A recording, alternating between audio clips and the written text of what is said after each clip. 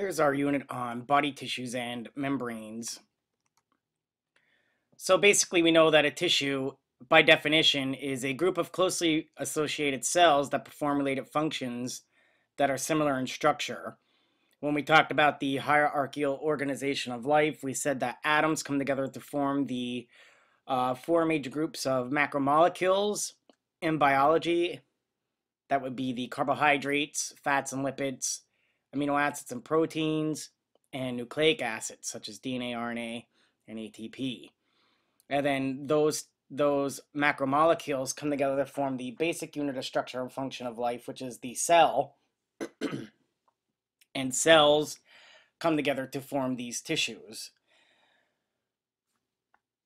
From biology, you know that there are two basic types of tissue, or two basic types of cells: prokaryotic cells and eukaryotic cells.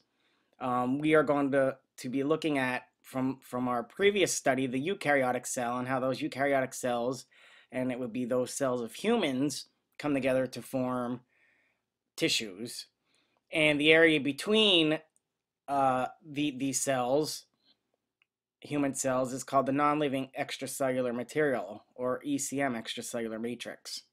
So there are four basic types of tissues, and we'll look at these four basic types of tissues and their functions. For general purposes right now, there is epithelium tissue, which is tissue that serves as covering. You have connective tissue, and its basic function is for support. Muscle tissue is for movement, and nervous tissue is used for control. So the basic function of tissues altogether, if you can remember it as the 4 C's, nervous tissue, the 4 C's, muscular tissue, connective tissue, and epithelial tissue, is to cover, connect, contract, and communicate. So let's take a look at all of these tissues. The first one will be epithelia. Epithelia tissue has all common characteristics, and these are tissues where their cells are tightly packed together.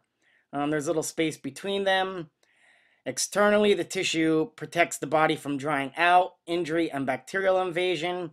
Internally, epithelial tissue protects the body, and it lines things such as the respiratory tract. It sweeps up impurities by means of cilia. Along the digestive tract, it secretes mucus, which protects the lining from digestive enzymes.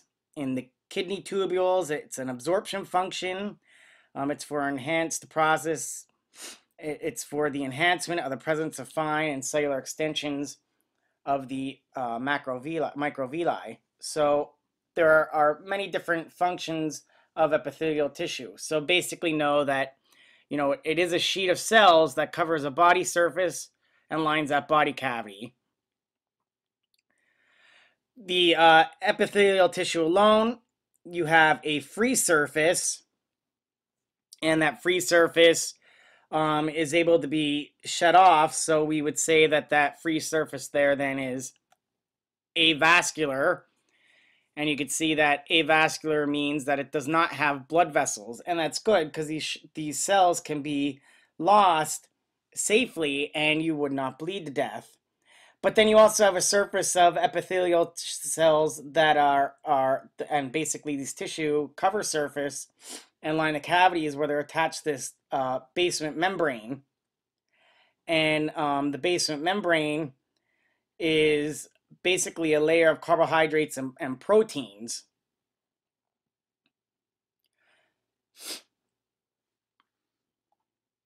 So you can see there the polarity of the free upper apical surface or apical surface. That's the part that would be shed. And then you have the lower basal surface, which contributes the basal lamina to the basement membrane there. And then we also have the support by connective tissue, and you have the regeneration of cells, and you have the polarity and specialized contacts. So epithelia cells, they are classified according to thickness. You have simple epithelial cells. These are one cell layer thick. You have stratified epithelial cells. These are more than one cell layer thick, and they're named according to the shape of the cells in the apical layer. And if you look, this would be, according to shape, you have squamous or squamous epithelial tissue, which is wider than tall. You have cuboidal, as tall as wide, and columnar, taller than wide. So we'll look at different types of these, such as simple squamous epithelium, stratified squamous epithelium, so on and so forth. So here we see the difference between simple and stratified. Look at the basal surface. You have that one cell layer thick. Stratified, you have many cell layers thick there, and you have the basal surface there. So you see the basal surface, that would be the part that's attached to that basement membrane, and then the apical surface is the part that would be freely sloughed off, and as new cells are being produced.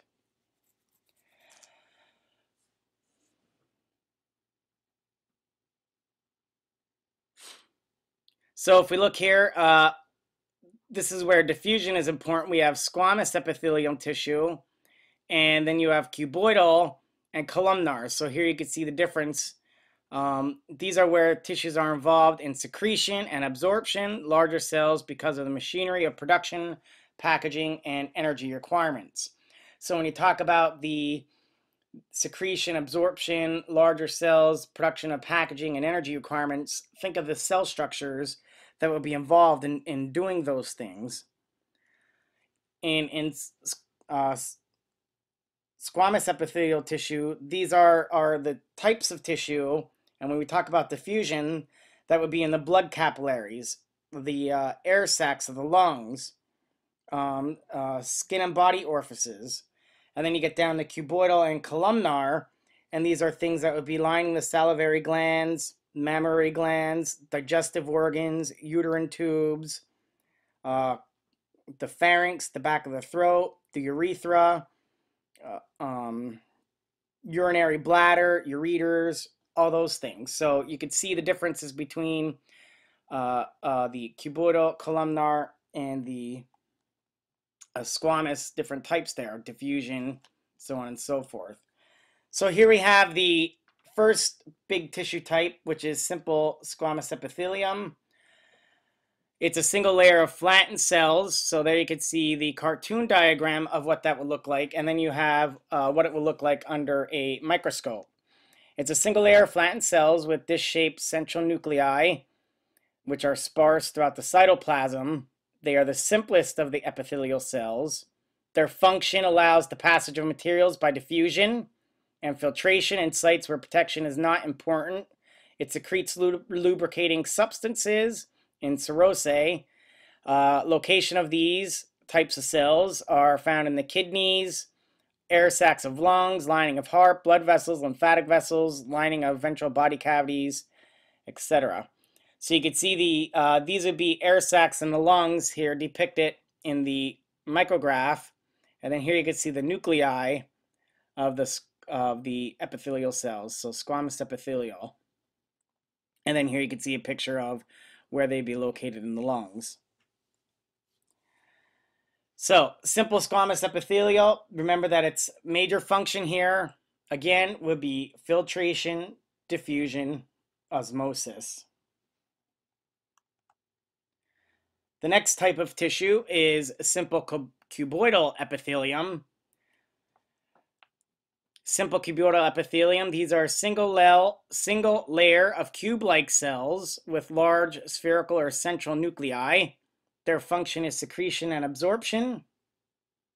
The location would be kidney tubules, ducts, secretory portions of the small glands, and ovary surfaces. So here you can see the simple cuboidal epithelium and the kidney tubules. So there you can see the cuboidal cells. Here you can see that basement membrane. And then here would be some connective tissue there. So the basement membrane would be that part that's attached. Here would be the apical surface. Simple columnar epithelial cells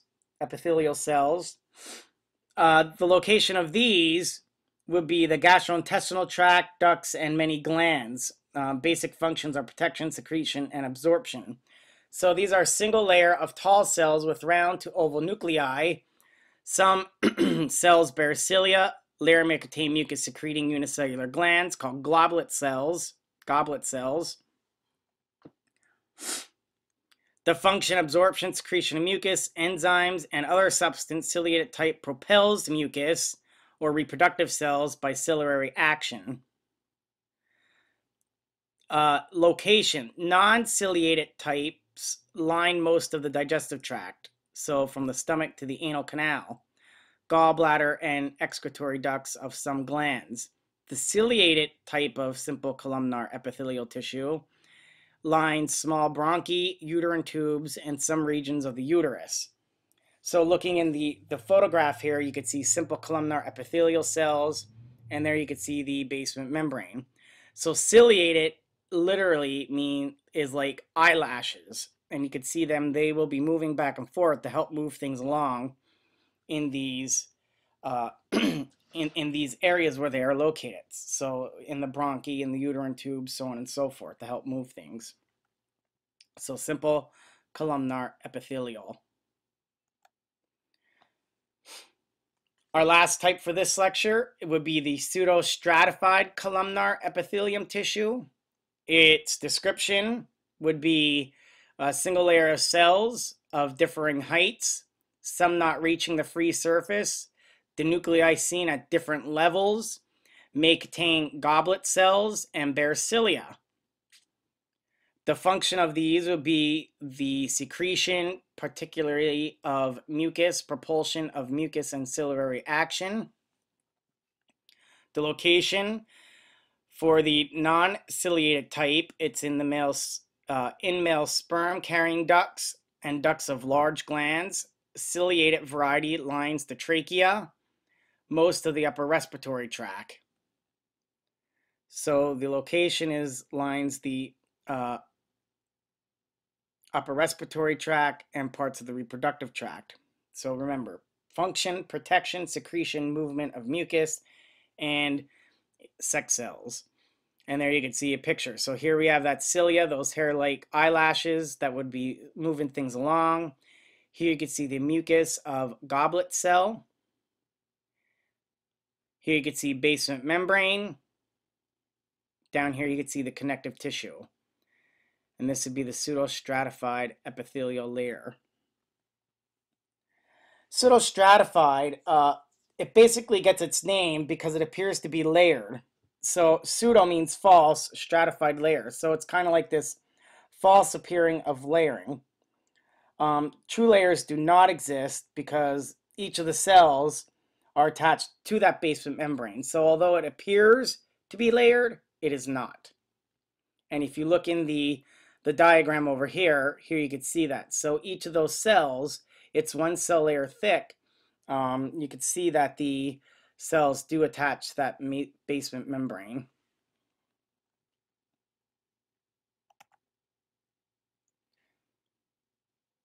Stratified squamous epithelial tissue. Basically, the description here is a thick membrane composed of several cell layers. Basal cells are cuboidal or columnar and metabolically active. Surface cells are flattened, which means that's squamous. In the keratinized type, the surface cells are full of keratin and dead. Basal cells are active in mitosis and produce the cells of the more superficial layers. The function protects underlying tissues and areas subject to abrasion. And the location, the non-keratinized type forms the moist linings of the esophagus, mouth, vagina. The keratinized varieties of stratified squamous epithelial tissue forms the epidermis of the skin and dry membranes.